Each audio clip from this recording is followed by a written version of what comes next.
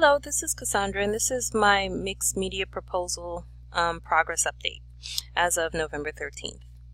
So again, the objective of my unit is to help high school seniors and juniors research a topic of interest from their community, and they will use the non-traditional forms of communication that we've been studying, the visual media as well as audio media, to communicate their findings.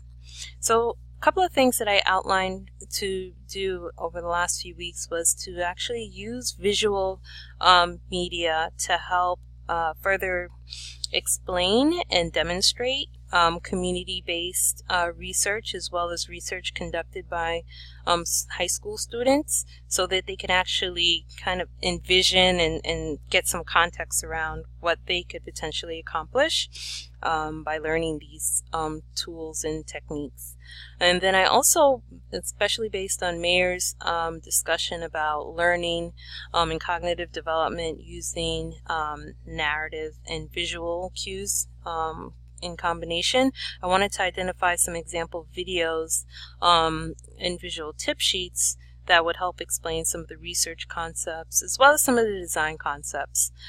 So this is what I've come up with so far. I've identified a few videos that articulate community-based research on, for example, this is a farm based in the inner city, so this could be environmental or scientific. This is the Underground Railroad in Newark, so that could be historical or like a social impact issue. This is also talking about Myers' theory of learning, as well as the introduction to graphic design principles. As you can see, some of the videos, I might break them up into sections. A 13-minute video might be too much to digest at one time, or maybe I could stress to the students that it's self-paced. Definitely also found some videos that involve some of the research concepts and methods, and I also found a few videos on some tools that they might find useful. So for example, students might want to do a survey, so they could use Google Forms to help create that. Also, I wanted to start putting a little bit more detail to my storyboard flowchart, so kind of mapping out exactly what the course would be from week to week and what some of the discussions would entail, and maybe what some of the expected output would be from the students as well as the demonstrations. I also thought, especially after reading about Mayer's principles about learning new data, and also there's the potential that students are at different levels of experience, I thought I would probably take on the task of designing a collaboration site. I originally thought because students are digital natives, it would be no problem for them to kind of create a Google Drive and be able to work virtually and post documents and respond and make updates. But then I thought, with all the information they're learning already about research, it might be a little bit too much. And then also creating the collaboration site, it's kind of demonstrating and giving examples on how to work collaboratively online. So based on them having that example, and I plan to use all of this through Google, they can then create it themselves if they feel it's necessary during the class. And also to address the issue of understanding the different levels of experience, and also to try to maybe identify opportunities for peer mentoring for students that do have experience with using video and audio and pictures and using social media in those forms. I decided to create a pre-course survey. And then I also wanted to create a weekly survey where you can get feedback from the students to gauge what they're learning, and then the instructor can compare that to the learning objectives. So here is an example of my instructional outline where I have the learning goals and objectives. I plan to add some learning objectives. This is specifically from the New Jersey State Curriculum.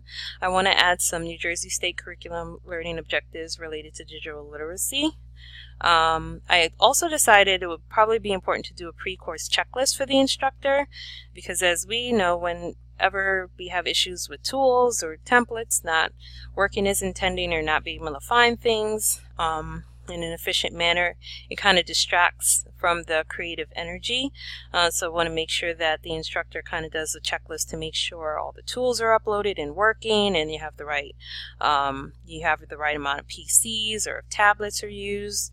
Also making sure that the videos are uploaded, they have the right security settings, because this is student-based data and information. You want to make sure it's secure, and also making sure they submitted the surveys to the students prior to.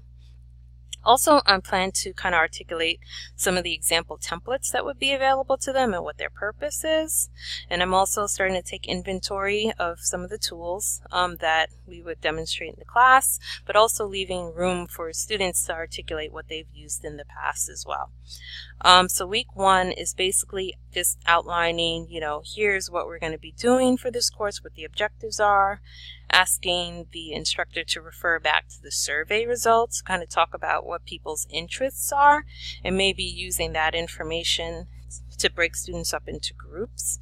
So for example, if some people are interested in law, or they're interested in education, they're interested in an environmental issue, they're interested in community gardens, or they're interested in cooking or local businesses, they can start to think about having peer groups based on that level of interest. And also talking about what their experiences have been with doing research and things of that nature. I also want to outline for each course that there will be an ask of the student to complete certain things. One thing I want to articulate is, this course, it does take time, it takes planning, students need to repeat and revise, so I think they should get into the habit of doing some extra work outside of just the classroom setting and during designated time for demonstrations. So some of the discussion prompts, especially for week 1, would be, have you ever done research? What was the most enjoyable aspect of it? What was difficult? I think it's important to just put on the table, there are difficulties with learning new things, and kind of reminding them based on Mayer's principles of, reflection, what was difficult, but then steer the discussion into, okay, how did they overcome that, so that they don't feel a little intimidated. Also ask them about, their concepts of visual literacy, like how do you see an idea communicated using any one of these forms, and reflecting upon that. So week 2 would get into learning some of the principles and concepts of media literacy, and then that will be followed by discussion questions about, now that they kind of got exposure to some of those concepts, let them practice maybe how they would formulate a message, very brief message, not necessarily relating to their research at that point because it's only week 2, but just practice how they would put together a picture, or they would put together a video to articulate something. And discuss in their groups using like peer review whether that message that they planned on was actually received in the way that they thought. And then they could, practice critiquing each other. Week 3 would relate more to just more work within the actual visual communication, but then also get into more their research. At this point, they should have done some aspect of identifying their project and what they wanted to focus on, and so start talking about what their results were so far.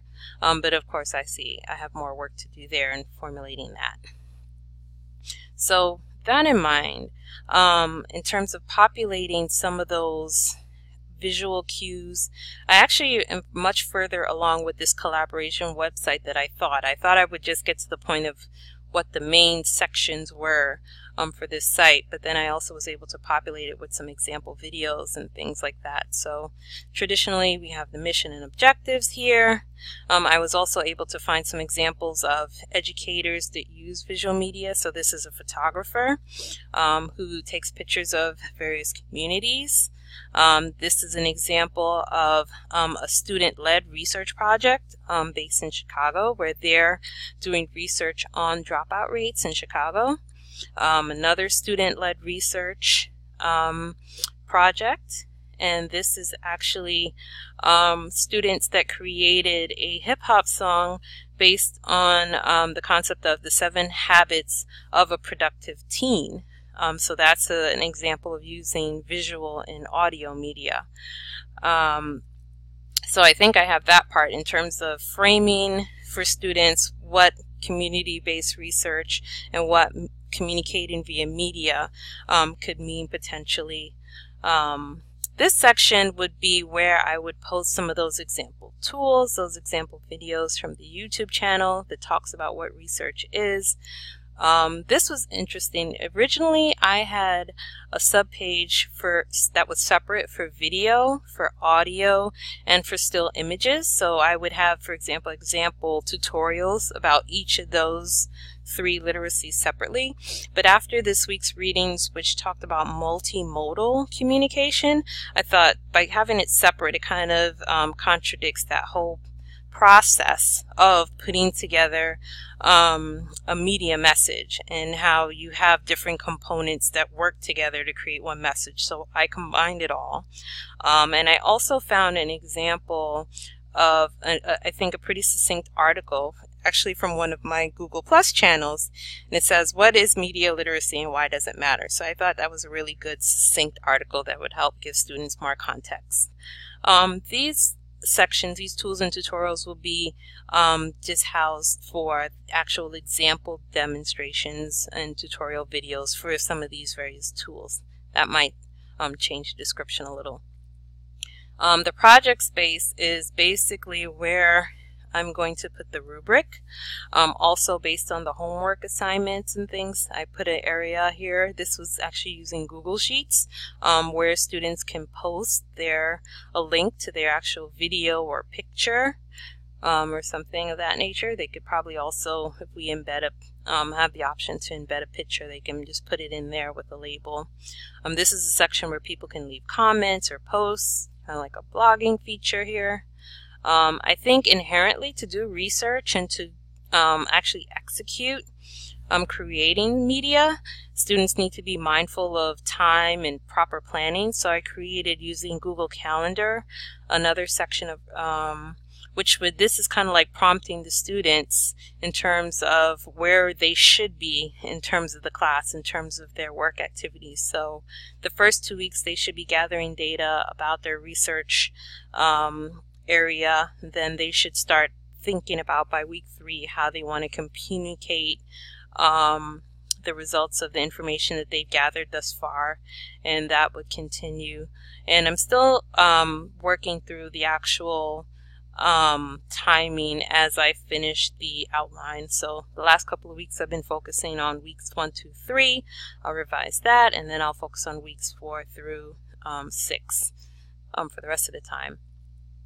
This is where I house the survey, the pre-course survey, that would ask the student about their interests and their backgrounds in using media. And this is also where the weekly feedback survey would be housed. So I'm quite a bit further along than I thought I would be with the collaboration site.